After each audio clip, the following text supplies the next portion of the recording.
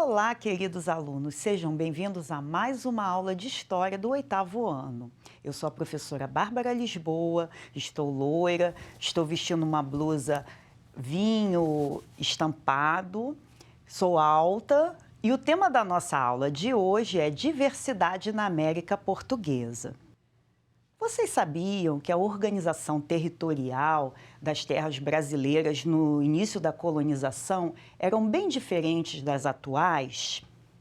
Os portugueses, quando chegaram nas terras brasileiras, encontraram uma diversidade de povos indígenas com culturas diferentes. Mas não foram só os portugueses que se interessaram pelos recursos naturais das terras indígenas. Outros povos europeus, como os franceses, também procuraram se preocupar em explorar essas riquezas, como o caso do pau-brasil. Então, nós nos perguntamos, como será que foi esse processo de colonização portuguesa? Como será também que foi feita a administração colonial? Como foi o processo de colonização e como essa colônia foi administrada? E como se procederam as relações sociais entre portugueses, povos indígenas, mestiços e africanos que vieram para o Brasil e que foram escravizados? Sendo um desdobramento da expansão marítima europeia, a colonização possuía as mesmas motivações comerciais, mercantis e ainda religiosas. É interessante percebermos que povos distintos, com culturas diferentes, foram obrigados, foram forçados a conviver e estabeleceram diversas relações sociais nesse período da colonização. Então, povos indígenas, colonizadores portugueses, povos africanos, mestiços, todos tiveram esse processo de tensões, Muitas lutas foram travadas nessas relações e é isso que nós vamos perceber na nossa aula de hoje. Para efetivar a colonização, o governo português enviou uma expedição colonizadora, chefiada por Martim Afonso de Souza. Foi criada uma primeira vila em São Vicente em 1532.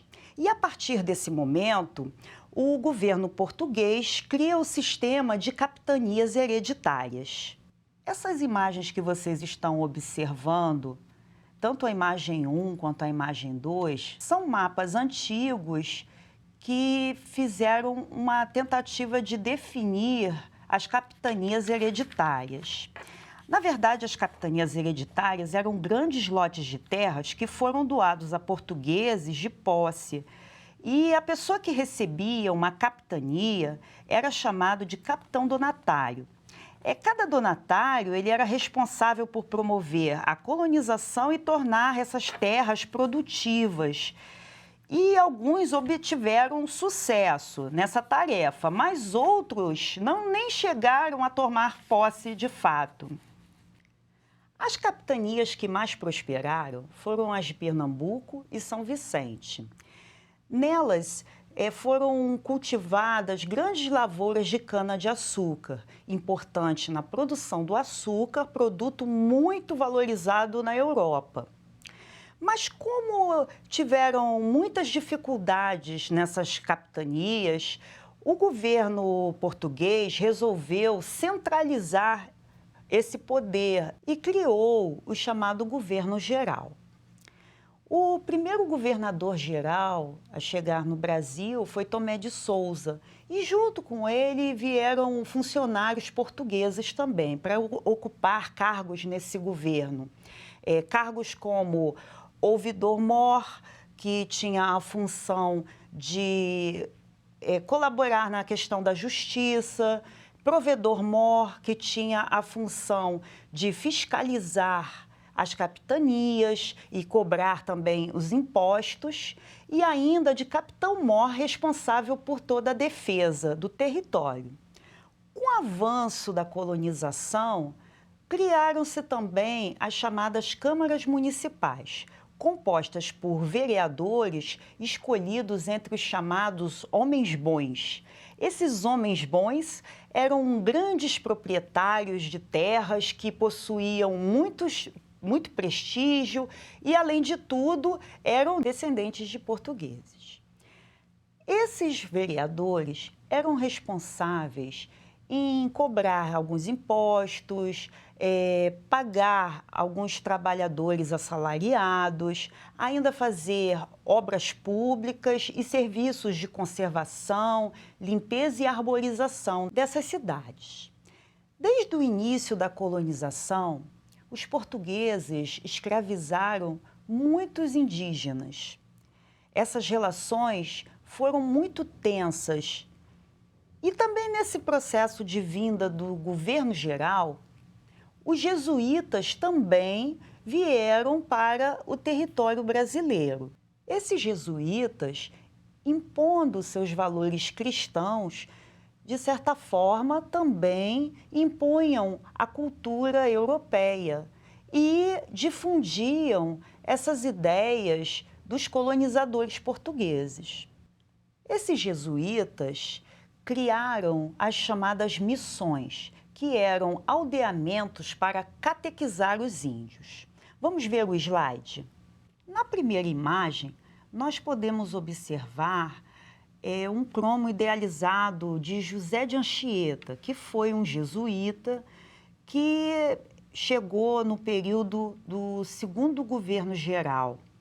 Nessa imagem, é possível observar essa visão idealizada do jesuíta José de Anchieta como um representante da superioridade da fé cristã em relação aos valores culturais desses povos indígenas. Na segunda imagem, nós temos uma representação de um aldeamento das missões jesuítas.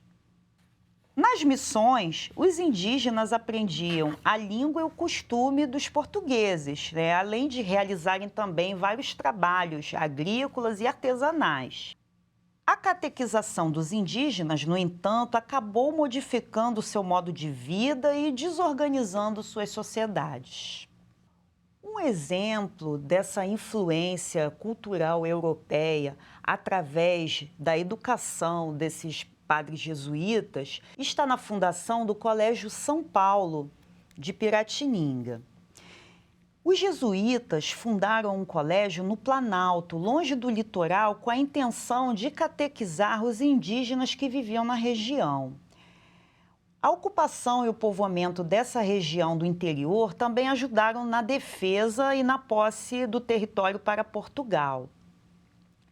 Esse povoado que se desenvolveu ao redor desse colégio foi o que deu origem futuramente à cidade de São Paulo.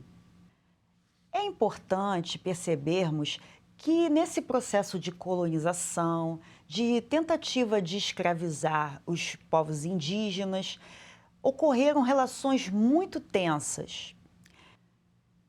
Essas tensões são possíveis de serem percebidas através das inúmeras lutas travadas entre o governo geral e os povos indígenas. Entre esses conflitos, podemos destacar não só as revoltas contra a escravidão e a catequese, como também algumas alianças estabelecidas entre alguns grupos indígenas e franceses contra o domínio português, assim como também grupos que se aliavam a portugueses contra os franceses. É importante destacarmos que, nesse contexto de tensões, havia uma diversidade de povos indígenas muito grande nesse período da colonização. Cerca de 1.300 povos habitavam o território brasileiro nesse momento e eles eram distribuídos entre grupos linguísticos, pelos troncos linguísticos, Tupi e Macro-G, como os principais. Haviam também outros grupos linguísticos, como os aruaques. Mas é importante lembrarmos que os contatos principais dos portugueses eram com os povos de origem tupi, que habitavam, em sua maioria, o litoral. Assim, na América Portuguesa, havia várias regiões econômicas e diversas sociedades. Nossa videoaula vai ficando por aqui. Não deixem de acessar o material Rio Educa. Mas antes de terminarmos, vamos ver o desafio? Observe a imagem ao lado. Mesmo marcado por tensões, a imposição da fé cristã aos indígenas nas missões era justificada por ideias de que a catequese seria um bem e uma salvação para os povos indígenas. Por que as missões contribuíram para a colonização portuguesa na América? Não deixem de estudar. Vamos nos despedindo e aguardo vocês no nosso próximo encontro. Até breve!